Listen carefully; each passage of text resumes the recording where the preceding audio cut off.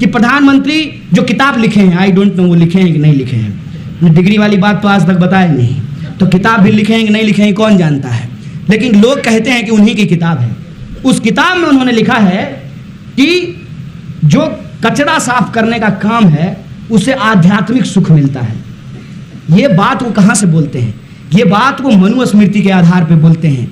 ये मोदी जी के विचार नहीं हैं, ये मनुस्मृति के विचार हैं। और जब ऐसा है, मैं तो उनकी हर बात को मान लेता हूँ।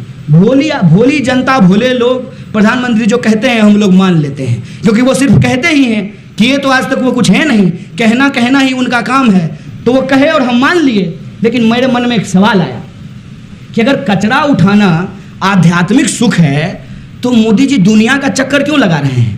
मंदिर क्यों घूम रहे हैं? मस्जिद में भी अभी गए थे, ये जाने की क्या जरूरत है? सुबह उठें और योगा करने की बजाय गटर में डुबकी लगाना शुरू कर दें, उनको आध्यात्मिक सुख मिलेगा। ये क्या है?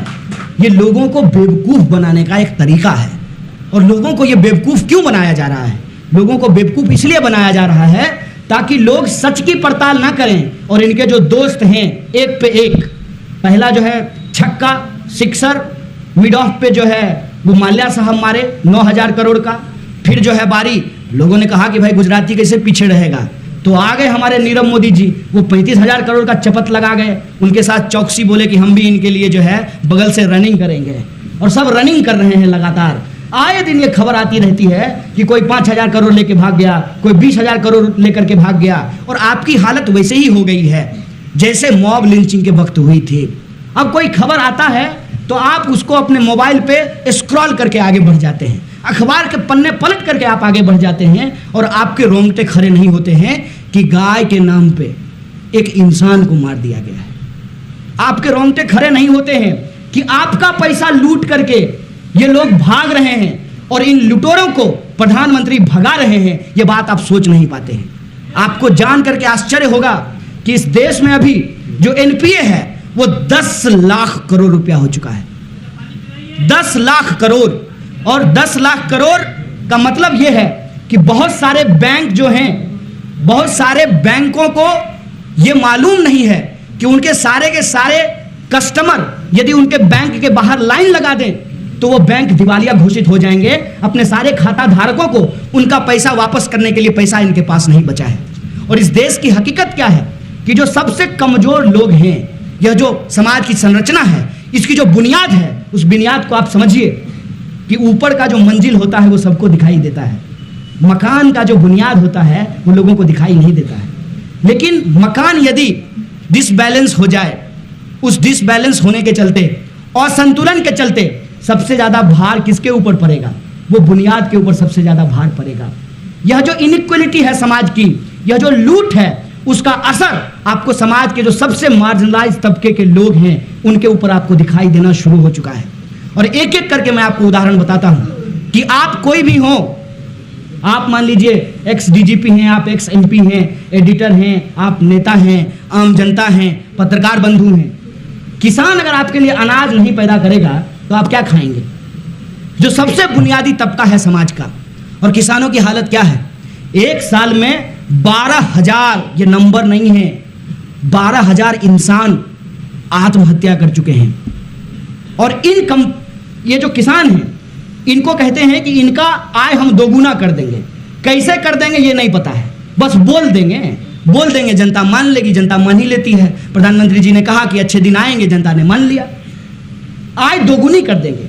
और इनको जो बीमा देने वाली कंपनी है उसको 10,000 करोड़ का मुनाफा हुआ है। आप मजदूरों की हालत देख लीजिए। मजदूरों को आज के डेट में कुछ नहीं मिलता है। उनको उनकी न्यूनतम मजदूरी नहीं मिलती है, उनको जो है पीएफ नहीं है, उनको ईएसआई नहीं है, उनको ओवरटाइम नहीं मिलता है, उनका पेंशन खत्म किया जा चुका है। एक एक करके इस देश की जो पब्लिक सेक्टर की कंपनी है उसको बंद किया जा रहा है। और यह सब कुछ हमारे आंख के सामने में हो रहा है।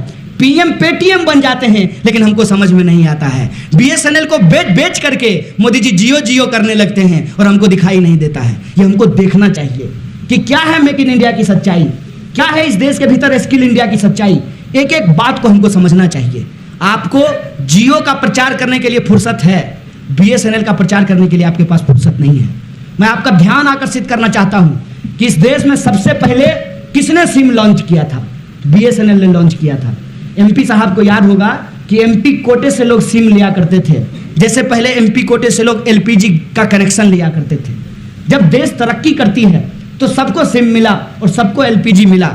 जो अच्छा होता है वो प्रधानमंत्री की वजह से होता है और जो बुरा होता है वो नेहरू जी की वजह से होता है। ये साबित करना चाहते हैं। और BSNL ने सबसे पहले 3G लागू किया था। 3G के बाद BSNL चाहती तो 4G और 6G भी लागू कर सकती थी। मैं आपको बता देता हूं कि ये जो 4G जो जियो के द्वारा लागू किया गया है वो BSNL की बदौलत लागू किया गया है। BSNL का जो इंफ्रास्ट्रक्चर है उसका इस्तेमाल करके लागू किया गया है। और ये जो 4G है, ये जियो के द्वारा जो दिया जाने वाला 4G है, ये 2G से भी बहुत बड़ा स्कैम है। इस बात को आप समझ लीजिए। उसमें सिर्फ स्पेक्ट्रम बांटे गए थे, इसमें जो है पूरा का पूरा जो BSNL का स्ट्रक्चर है उस स्ट्रक्चर को जियो को रेंट आउट कर दिया गया है। और यह जो लूट है, उस लूट के पीछे जो मानसिकता है, उस मानसिकता को समझिए। आज के समय में जो कॉर्पोरेट लूट चल रहा है, उस लूट के बारे में एक बात कही जाती है, privatisation of profit, privatisation of profit और सोशलाइजेशन ऑफ लॉस। और ये सोशलाइजेशन ऑफ लॉस क्या होता है कि माल्या साहब जो 9,000 करोड़ लेकर के भागे हैं वो आपके खाते से काटा जाएगा। और आप में से बहुत सारे लोगों का जो अलग अलग बैंक में खाता होगा, इस बात को वो जानते होंगे कि अचानक से उनके मोबाइल पे मैसेज आएगा कि 150 रुपया उनका काट लिया गया है। किस बात के लिए काट लिया गया है वो उनको समझ में नहीं आएगा। एक एग्जाम्पल मैं आपको बताता हूं कि जब कहा गया कि सबको जीरो बैलेंस पे अकाउंट खोलना चाहिए तो लोगों ने धड़ाधड़ अकाउंट खुलवाया।